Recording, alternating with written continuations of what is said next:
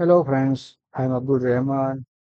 मैं आपको सी लैंग्वेज में जो बेसिक फंडामेंटल है वो बेसिक फंडामेंटल यहाँ पे दिखाना चाहता हूँ। यहाँ पे हम क्या करते हैं, कोई भी एक सी लैंग्वेज में प्रोग्राम बनाते हैं बेसिक लैंग्वेज में।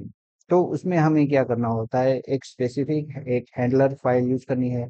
उस हैंडलर फाइल का नाम क्या है, स्टूडियो डॉट एच।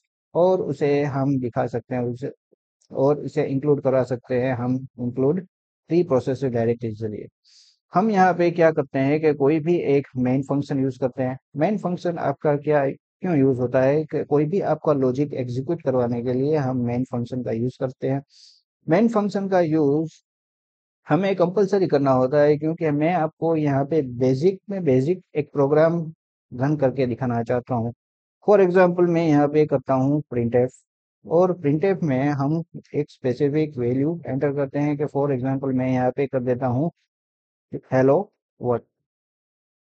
अब यहाँ पे हेलो वर्ड है, वो क्या कर सकते हैं हम प्रिंटफ फंक्शन के जरिए वो प्रिंट करा सकते हैं और उस पर आउटपुट मिल सकता है।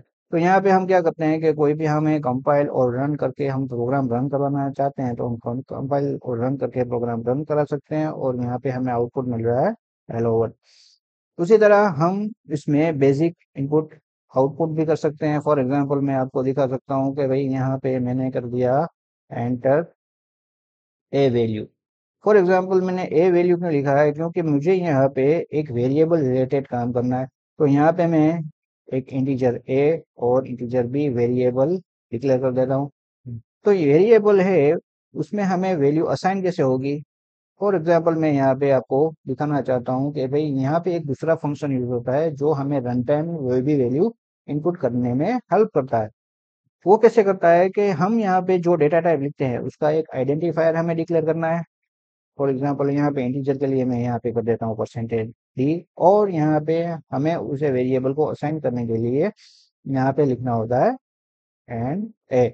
उसी तरह मुझे बी वेरिएबल में भी क्या करना होता है, वेरिएबल में वैल्यू रन टाइम इनपुट करानी है, तो मैं यहाँ पे कर देता हूँ एंटर बी वैल्यू।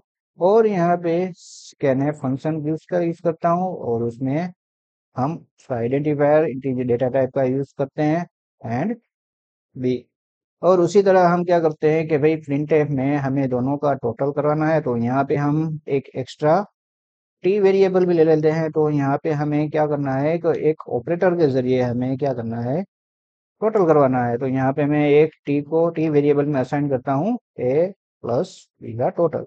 और उसी तरह हम क्या करते हैं, जो वैल्यू रन टाइम हमने इनपुट की थी, ठीक है, उसका टोटल यहाँ पे हमें देखने को मिलेगा।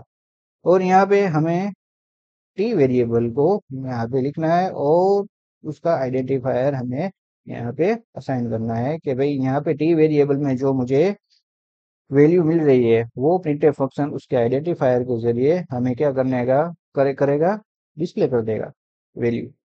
ठीक है।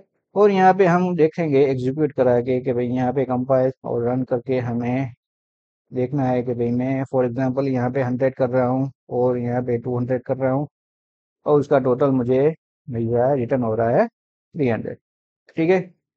तो दोस्तों यहाँ पे हमने क्या किया, एक स्पेसिफिक एक बेसिक प्रोग्राम हमने यहाँ पे रन करके देखा है।